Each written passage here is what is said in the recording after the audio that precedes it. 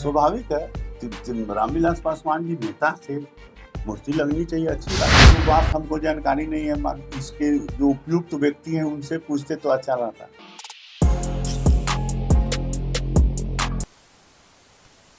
आखिर ये बिहार की राजनीति में हो क्या रहा है? लगातार दोस्त दुश्मन और दुश्मन दोस्त के खेमे में खड़ा हो जाता है और अचानक से बिहार की राजनीति में चर्चा का विषय बन जाता है। आज सुबह सवेरे हमने आपको एक खबर दिखाई थी।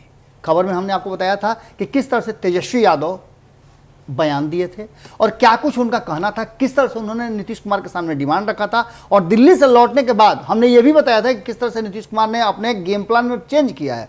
लेकिन उससे भी बड़ा गेम प्लान जो है वो रच दिया कहीं ना कहीं भारतीय जनता पार्टी ने, तेजस्वी यादव को बिना शर्त समर्थन देकर के। ये पूरा मामला है कि आपको पता है कि नीतीश कुमार जहां एक तरफ हर सोमवार को जनता दरबार लगाते हैं, उनकी इस घोषणा के बाद तुरंत भारतीय जनता पार्टी एक्शन में आ गई और उसने सहयोग कार्यक्रम करना शुरू कर दिया।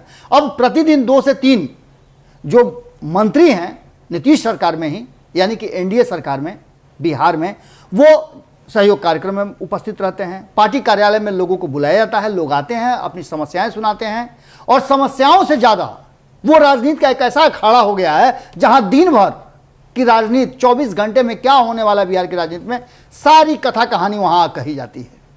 आज हद हो गया तब जब प्रमोद कुमार ने बिना किसी शर्त के नीतीश कुमार पर ही आरोप लगाना शुरू कर दिया। प्रमोद कुमार मंत्री हैं, आप जानते ही हैं, भाजपा कोटे से हैं, नीतीश सरकार में ही मंत्री हैं। उन्होंने साफ तौर पे तेजस्वी यादव ने सुबह सवेरे जो बात कही थी उन सारी बातों का समर्थन कर दिया। उन्होंने कहा कि हाँ बिल्कुल रामविलास पासवान की भी मूर्ति लगनी चाहिए, मूर्ति तो अन्य लोगों की भी लगनी चाहिए। अब इन सब बातों को लेकर के कहीं ना कहीं आप इतना समझ लीजिए कि भारतीय जनता पार्टी इस नए एंगल से बदले हुए अपने रवैये से कुछ ना कुछ तो संदेश नीतीश कुमार को दे रही है। जहां दूसरी तरफ नीतीश कुमार को लेकर के उनकी ही पार्टी के जो अध्यक्ष हैं उनको यह पता नहीं रहता है कि नीतीश कुमार का कब क्या कार्यक्रम है, नीतीश कुमार जिंद जा रहे हैं कि नहीं जा रहे हैं, देवीलाल के जयंती में शामिल होंगे कि नहीं होंगे, अभी उनको कुछ भी पता नहीं है। या फिर हो सकता है कि वो इस मामले में अपनी बातें छुपाना चाह रहे हों, नहीं बताना चाह रहे हों।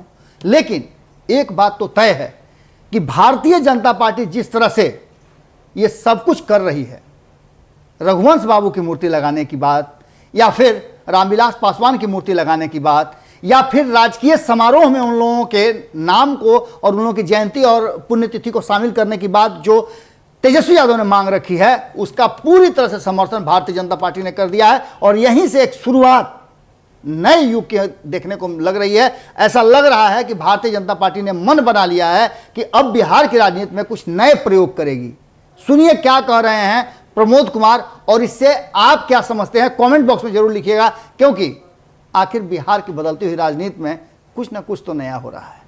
बहुत बहुत धन्यवाद। स्वाभाविक है, रामविलास पासवान जी नेता थे, मूर्ति लगनी चाहिए, अच्छी बात है। रघुवंश बाबू की मांग हो रही है कि मूर्ति लगाएं, निश्चित तौर पर उनका भी लगना चाहिए, वो भी बेचारे पुराने संसदीय दल के नेता। रघुवंश बाबू जाने से पहले कुछ डिमांड सौंप कर गए थे नीतीश कुमार को, और अब तक वो डिमांड पूरी नहीं हुई है। ये तो बात हमको जानकारी नहीं है, इसके जो उपयुक्त व्यक्ति हैं उनसे पूछते तो अच्छा रहता।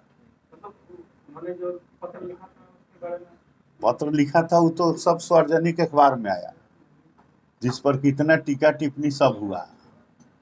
उसमें तो मूर्ति बनाने के लिए वो नहीं लिखे थे, वो तो जिसके बारे में लिखे थे वो एनडीए सरकार के बारे में नहीं लिखे थे, न एनडीए के नेता के बारे में लिखे थे। वो जिसके बारे में लिखे थे वो लोग से उत्तर पूछे।